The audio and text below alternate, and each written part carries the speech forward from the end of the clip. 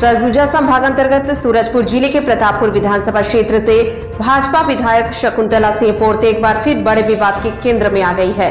आदिवासी समाज ने उनके जाति प्रमाण पत्र को फर्जी और कूटरचित बताते हुए कड़ी नाराजगी जाहिर की है। समाज के प्रतिनिधियों ने प्रशासन पर कार्रवाई न करने का आरोप लगाते हुए चरणबद्ध आंदोलन की चेतावनी दी है। वही मामला हाईकोर्ट पहुंच चुका है, लेकिन अदालती आदेश के बावजूद अब तक कोई ठोस कदम नहीं उठाया गया, जिससे राजनीतिक हलचल तेज हो गई है। जाति प्रमाण पत्र पर गंभीर सवाल, पिता के दस्तावेजों की कमी, आरोपों के केंद्र में विधायक का अनुसूचित जनजाति एसटी जाति प्रमाण पत्र है, जिसके आधार पर वे आरक्षित सीट से 2023 के विधानसभा चुनाव जीती। आदिवासी समाज के नेताओं का दावा है कि यह प्रमाण पत्र विधायक के पिता या अपने मूल दस्तावेजों पर आधारित नहीं है, बल्कि पति पक्ष के आधार पर अवैध रूप से जारी किया गया। कानून के अनुसार जाति प्रमाण पत्र केवल पिता की जाति पर निर्भर होता है, लेकिन मामले में कोई वैध प्रमाण उपलब्ध नहीं बताए जा रहे।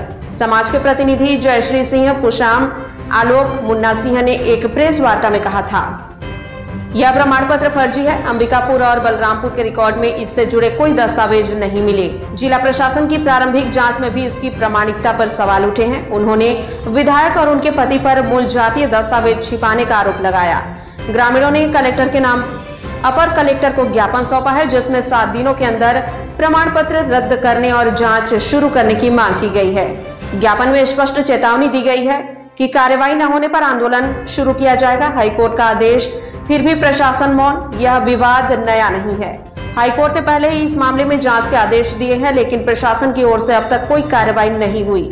आदिवासी प्रतिनिधियों ने इसे आरक्षण व्यवस्था के साथ धोखा बताया। उनका कहना है यह केवल एक व्यक्ति का मुद्दा नहीं, बल्कि आदिवासी समाज की पहचान, अधिकार और संवैधानिक न्याय से जुड़ा है। फर्जी प्रमाण पत्र से चुनाव लड़ना सामाजिक न्याय की भावना का अपमान है।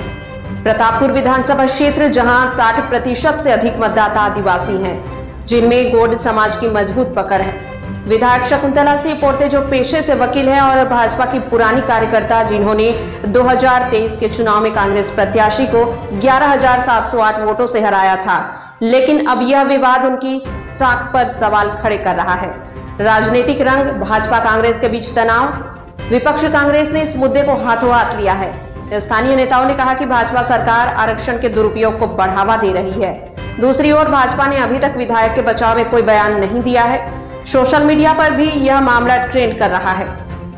यह मामला जहां यूजर्स आंदोलन का समर्थन कर रहे हैं, आदिवासी समाज ने स्पष्ट कर दिया है कि यदि 7 नवंबर तक कार्रवाई नहीं हुई तो धरना प्रदर्शन और चक्का जाम जैसे कदम उठाए जाएंगे।